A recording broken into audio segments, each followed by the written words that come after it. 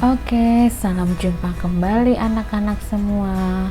Semoga dalam keadaan sehat. Nah, pada kesempatan kali ini kita akan belajar materi kelas 9, yaitu materi perubahan sosial dan globalisasi. Nah, ingat ya anak-anak semua, belajar IPS itu mudah. Nah, sekarang mari kita simak bersama-sama untuk materi bab 2, yaitu perubahan sosial dan budaya dan globalisasi.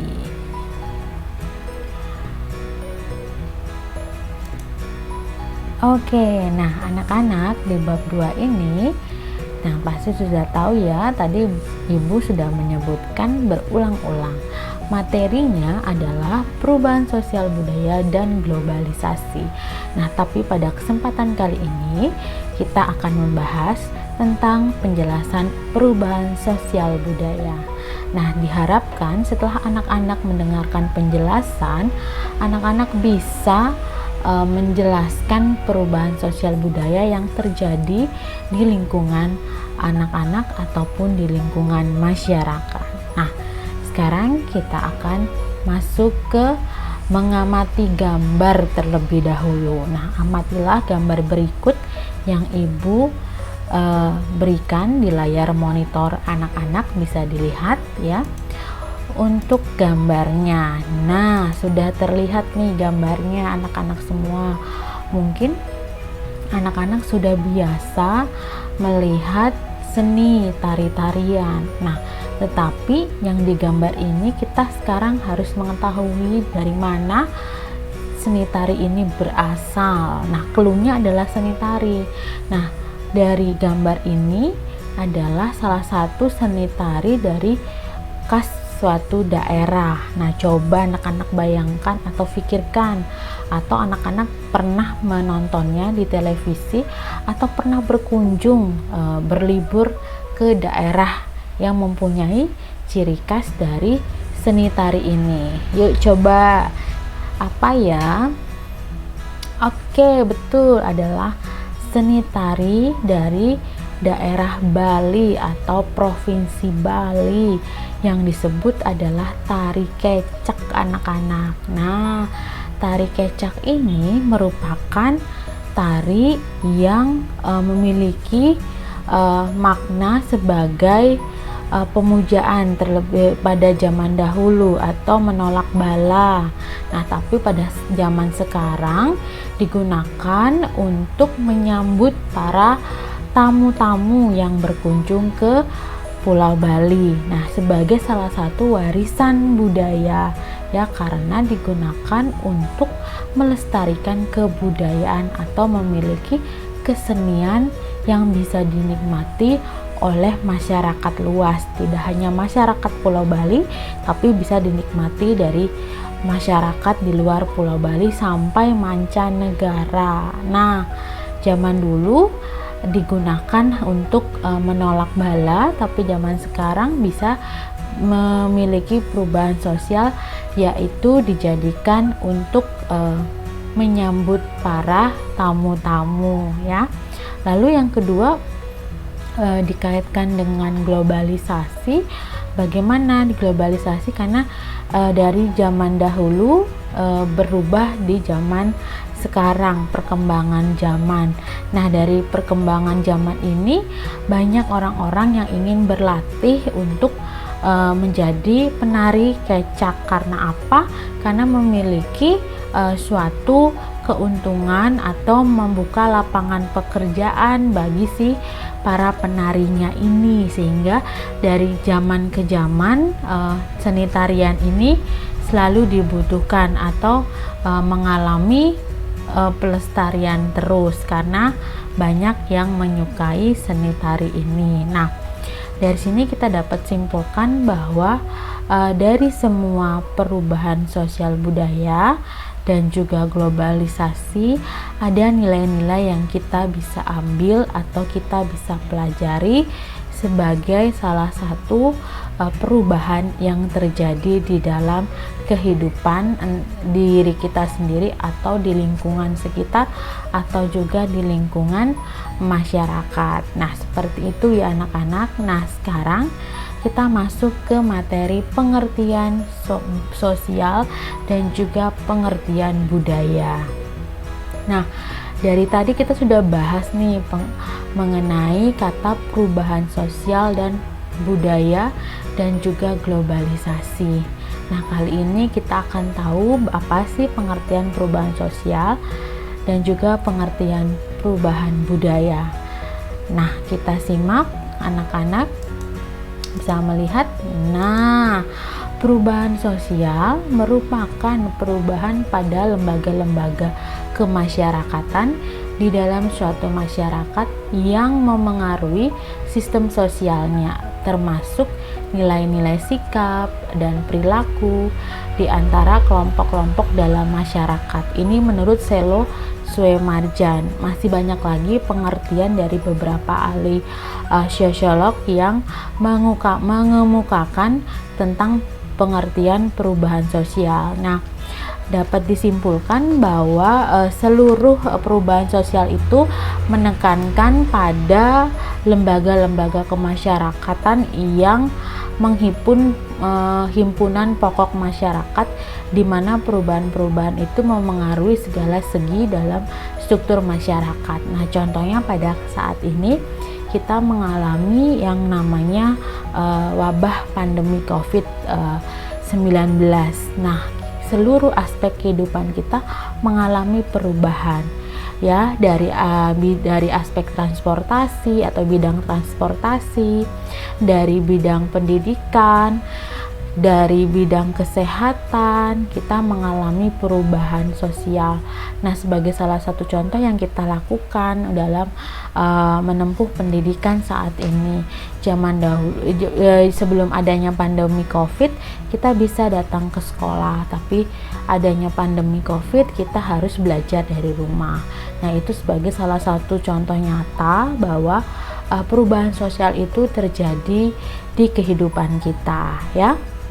Nah, yang kedua adalah pengertian budaya. Nah, pengertian budaya ini adalah proses pergeseran, pengurangan, penambahan, dan perkembangan unsur-unsur dalam suatu kebudayaan. Nah, mungkin anak-anak tidak asing lagi dengan kata budaya. Nah, tetapi seiring berjalannya waktu, adanya penambahan, pergeseran, pengurangan itu bisa terjadi dari berbagai aspek dalam kehidupan kita. Nah, apa saja sih aspek-aspek budaya itu? Kita bisa lihat ya, aspek-aspek budaya itu ada berbagai macam. Nah, yaitu ada peralatan dan perlengkapan, ada mata pencarian, ada sistem kemasyarakatan, ada bahasa, ada kesenian, ada sistem pengetahuan, serta religi. Nah, yang pertama yaitu peralatan dan perlengkapan hidup. Kenapa disebut mengalami perubahan budaya? Karena kalau kita bandingkan dengan zaman purba atau zaman dahulu, masyarakat masih menggunakan alat seadanya. Tetapi zaman sekarang sudah memiliki perlengkapan yang cukup, bisa menjadi lebih modern alat-alatnya. Atau zaman dahulu perlengkapan yang kita butuhkan itu tidak banyak, tetapi zaman sekarang lebih banyak. Nah, misalnya contohnya tempat tinggal, alat-alat memasak, alat-alat untuk bekerja seperti ada komputer, ada handphone. Nah, itu disebut suatu peralatan dan perlengkapan hidup manusia. Nah, lalu yang kedua ada mata pencarian. Nah, kenapa sebagai perubahan kebudayaan? Karena kita tahu ya, zaman dahulu mata pencarian yang kita ada di masyarakat itu sebagai petani, nelayan. Nah, tetapi seiring berjalannya waktu, apalagi telah terjadinya revolusi industri di Inggris, maka perubahan mata pencarian itu terjadi. Banyak orang yang mau bekerja di bidang industri. Nah, begitu juga banyak orang yang ingin memperbaiki hidup ya untuk lebih baik, beranggapan bahwa dengan mata pencarian yang lebih baik maka pendapatan juga menjadi lebih meningkat seperti itu. Nah, mungkin anak-anak bisa lihat di lingkungan anak-anak yang bekerja ya. Sekarang kita tinggal di kota, banyak orang-orang yang bekerja di bidang industri. Lalu yang ketiga ada sistem kemasyarakatan. Nah, sistem kemasyarakatan di sini maksudnya adalah bagaimana hubungan kekerabatan yang dimiliki oleh individu atau individu dengan kelompok atau kelompok dengan kelompok. Nah, kalau dari individu kita, sistem kemasyarakatannya dilihat dari hubungan darah. Nah, anak-anak pasti tahu ya, anak-anak di rumah punya ayah, ibu, kakak, adik, nenek, kakek. Nah, itu disebut dengan kekerabatan yang memiliki hubungan darah. Tetapi anak-anak sekarang punya teman-teman di sekolah atau di kelasnya. Nah, itu juga disebut dengan sistem kemasyarakatan. Atau anak-anak juga punya kelompok-kelompok di masyarakat, itu juga disebut dengan sistem kemasyarakatan. Nah, di sini kita bisa mengambil contoh-contoh yang pernah anak-anak lihat atau orang tua anak-anak lakukan di dalam kehidupan ya.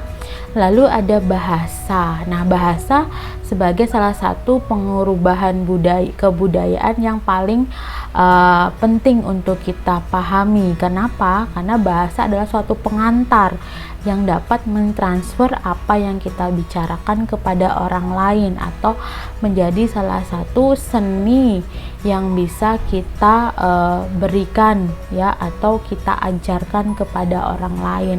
Nah, ada disebut dengan bahasa tulisan, ada bahasa isyarat, ada juga mungkin bahasa daerah yang anak-anak tahu dari orang tua kalian ya.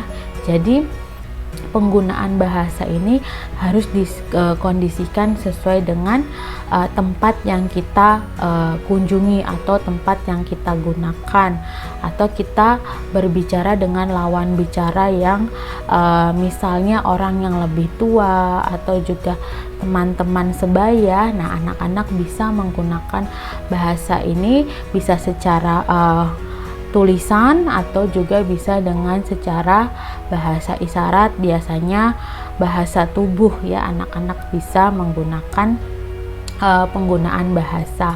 Lalu juga sebagai contoh mungkin pemanggilan nama orang tua, ada yang panggil nama orang tua seorang ibu, ada yang panggil mama, ada yang panggil bunda dan lain sebagainya. Itu adalah bahasa-bahasa yang kita gunakan di masyarakat. Nah, tapi bahasa pengantar kita di Indonesia yaitu bahasa Indonesia. Nah, lalu kesenian. Nah, kesenian di sini meliputi ada seni tari, seni suara, sama seni musik ya anak-anak. Nah, kesenian ini banyak terdapat di setiap daerah, apalagi kita tahu bahwa Indonesia memiliki 34 provinsi, memiliki banyak kesenian yang bisa dilestarikan atau bisa kita nikmati. Nah, seni sebagai gagasan atau ciptaan karya manusia yang bisa dinikmati oleh masyarakat umum. Nah, di sini sebagai salah satu contoh mungkin ada penggabungan kesenian-kesenian ya, dari seni tari, seni suara sampai dengan seni musik. Nah, seperti itu. Lalu ada sistem pengetahuan. Nah, sistem pengetahuan di sini melihat dari sistem teknologi. Nah, anak-anak artinya bahwa zaman dulu masih belajar dengan alam sekitar. Tapi seiring berjalannya waktu atau perkembangan zaman, sistem pengetahuan semakin berkembang pesat. Nah, contohnya anak-anak sekarang adanya wabah COVID anak-anak belajar melalui ruang virtual atau melalui media internet yang menggunakan ruang-ruang virtual untuk bisa belajar secara tatap maya. Nah, mungkin zaman dahulu tidak begitu menggunakan teknologi, tapi zaman sekarang kita wajib harus bisa memanfaatkan teknologi untuk menambah sistem pengetahuan kita. Lalu yang terakhir adalah religi. Nah, religi atau kepercayaan di sini mungkin anak-anak sudah belajar ya tentang zaman praaksara. Nah, zaman praaksara atau manusia purba itu tidak ada yang namanya agama pada saat itu. Pada saat itu para yang diketahui adalah memuja roh-roh atau benda-benda atau disebut animisme dan dinamisme. Tetapi seiring berjalannya perkembangan zaman, lahirlah agama-agama, maka kita harus menganut satu agama tunggal atau monoteisme yang sekarang kita kenal ada 6 agama, yaitu ada agama Islam, agama Katolik, agama Kristen, Hindu, Buddha, sampai dengan Konghucu. Nah, dari sini mengalami perubahan kebudayaan dan juga mungkin kepercayaan itu datang dari bangsa-bangsa Barat, karena zaman dulu Indonesia adalah sebagai pusat perdagangan. Nah, dijadikan juga sebagai tempat penyebaran agama. Nah, kurang lebih seperti itu. Nah, kita bisa memaknai perubahan kebudayaan ini tergantung situasi dan kondisi atau perubahan budaya apa yang kita alami atau kita lakukan. Begitu ya anak-anak ya. Nah, sekarang kita akan belajar apa saja sih perubahan sosial budaya itu. Nah, perubahan sosial budaya itu dibagi menjadi 3 faktor utama, yaitu ada inovasi, ada discovery, ada invention. Nah, di sini inovasi adalah penemuan baru anak-anak.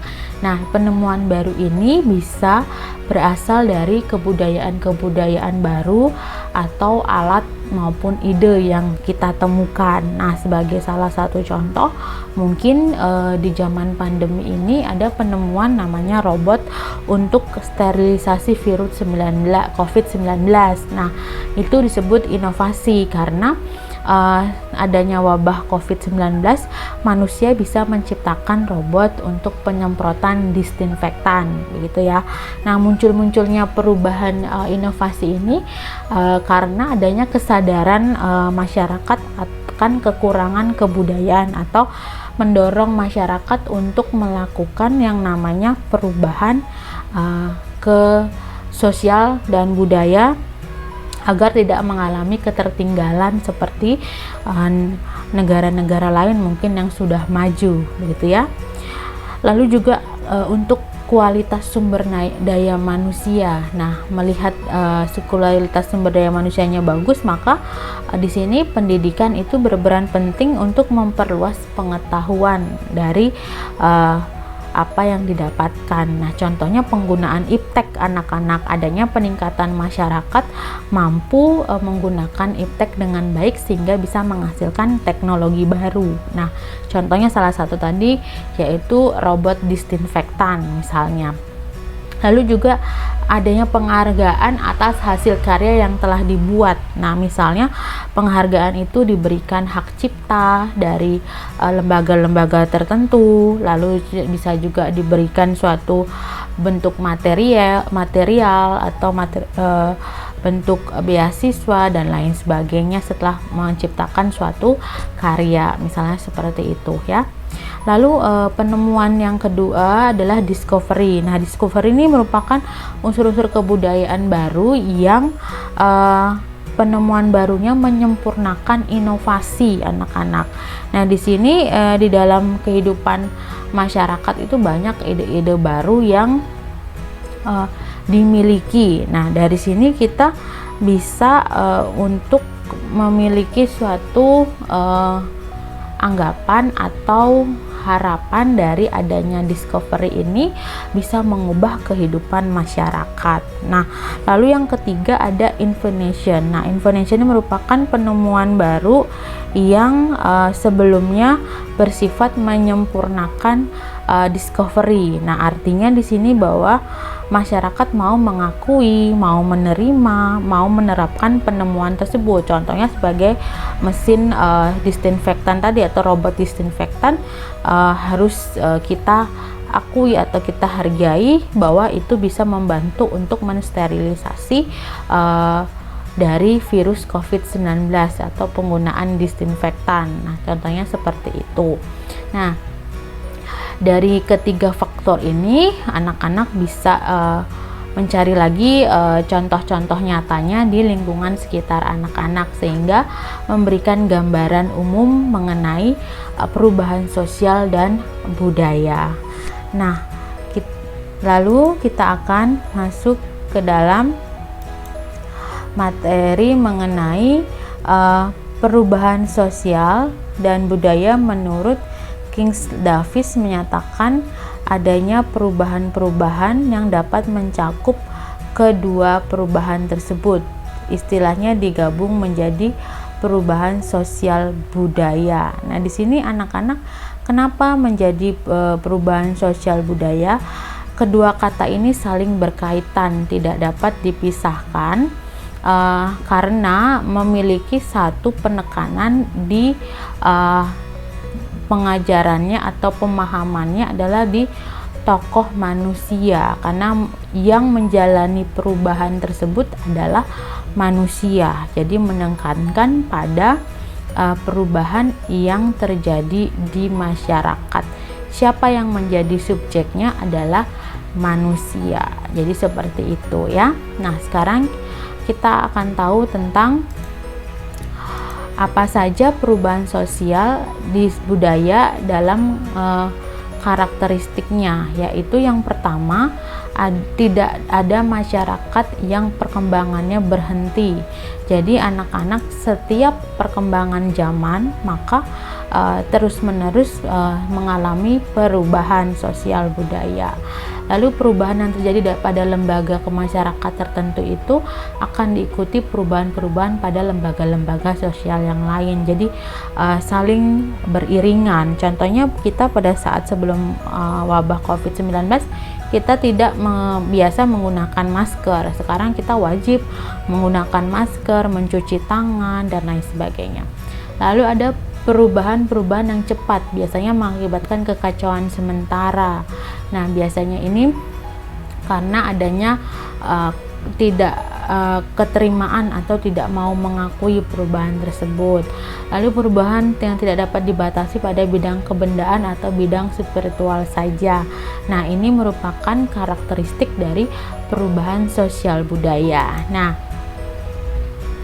lalu kita masuk ke perubahan yang berbentuk perubahan yang berasal dari waktunya, yaitu perubahan sosial budaya dilihat dari waktunya. Nah, waktunya itu ada yang modernisasi, yaitu misalnya sistem transportasi mulai berubah menyesuaikan dengan perkembangan masyarakat, contohnya menggunakan MRT. Lalu ada kekalahan Jepang atas sekutu dimanfaatkan Indonesia untuk memproklamasikan kemerdekaan Indonesia atau juga menjadi revolusi perubahan yang cepat seperti itu ya. Lalu menurut pengaruhnya apa? Yaitu perubahan model pakaian dan perubahan gaya arsitektur.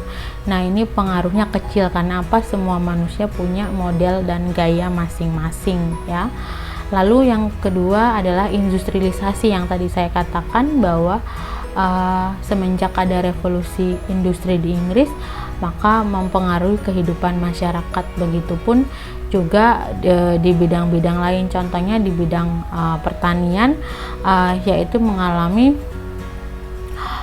perubahan karena banyaknya industri, maka lahan pertanian menjadi pemukiman atau menjadi lahan-lahan pabrik misalnya. Lalu ada juga hubungan kekeluargaan yang mulai semakin banyak ya, lalu sistem kerja, sistem kepemilikan tanah, hingga sistem perlapisan masyarakat ya, bisa dibedakan dari masyarakat rendah, berpenghasilan rendah, masyarakat berpenghasilan tinggi, dan lain sebagainya. Lalu perubahan ini termasuk ke dalam perubahan besar anak-anak ya, karena menganut adanya sistem masyarakat yang banyak seperti itu. Lalu bentuk-bentuk perubahan dilihat dari perencanaannya. Nah, di sini perencanaannya itu lahirlah Undang-Undang Republik Indonesia tentang sistem pendidikan ya, yang menyatakan bahwa warga berusia 7 sampai 15 tahun wajib mengikuti pendidikan dasar. Jadi ini direncanakan. Jadi ada aturan khusus yang setiap warga negara harus menempuh, namanya pendidikan. Lalu bencana alam seperti tsunami di Aceh pada tahun 2004 merupakan peristiwa yang tidak direncanakan. Jadi dalam bentuk perencanaan ada yang direncanakan dan tidak direncanakan ya.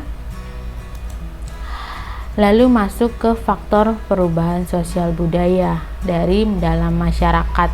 Ada perubahan jumlah penduduk, ada penemuan-penemuan baru, ada pertentangan atau konflik, dan ada pemberontakan atau revolusi. Nah, di sini anak-anak bisa melihat dari zaman ke zaman perubahan jumlah penduduk tuh mengalami peningkatan atau penurunan. Anak-anak bisa lihat di Badan Pusat Statistik atau di www.bps.go.id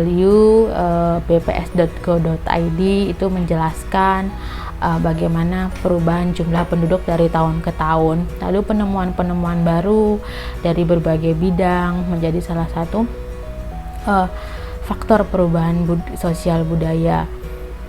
Lalu ada pertentangan atau konflik karena tadi tidak mengakui atau tidak mau menerima perubahan itu, atau ada pemberontakan atau revolusi karena sifatnya tidak semua orang mau dipaksa untuk menerima perubahan, tetapi mau tidak mau kita harus mau untuk mengikuti perubahan itu jika kita ingin terus berkembang seperti itu ya.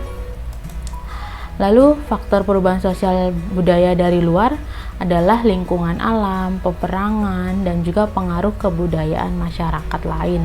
Ini menjadi faktor perubahan sosial dari luar ya. Lalu ada beberapa faktor pendorong terjadinya perubahan. Nah, yang pertama adanya kontak dengan kebudayaan lain, lalu yang kedua sistem pendidikan yang maju, yang ketiga sikap menghargai hasil karya seseorang dan keinginan tahuan semakin tinggi untuk maju, lalu adanya toleransi terhadap perbuatan-perbuatan yang menyimpang yang bukan merupakan delik atau kasus ya. Lalu ada stratifikasi yang terbuka karena masyarakat berpikiran bahwa kita hidup saling tolong menolong dan saling membantu ya. Jadi sehingga semua masyarakat itu bisa tidak memiliki konflik atau konflik yang berkepanjangan seperti itu. Lalu juga yang menghambat, tadi ada faktor pendorong, sekarang faktor penghambat. Nah, faktor penghambat itu kurangnya hubungan dengan masyarakat lain, lalu lambatnya perkembangan ilmu, lalu juga adanya sikap masyarakat yang sangat tradisional, lalu kepentingan-kepentingan yang telah tertanam dengan kuat, dan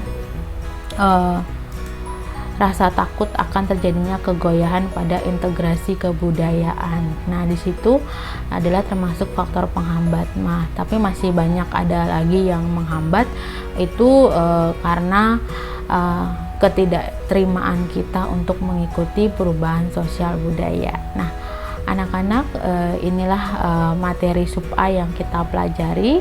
Mudah-mudahan apa yang tadi Ibu jelaskan bisa anak-anak pahami, dan terima kasih. Sampai jumpa di pertemuan selanjutnya. Kita akan bahas sub bagian B ya, dan jangan lupa anak-anak juga bisa melihat lingkungan sekitar anak-anak, apa saja perubahan sosial budaya yang terjadi ya. Sekian pertemuan kali ini. Terima kasih semuanya.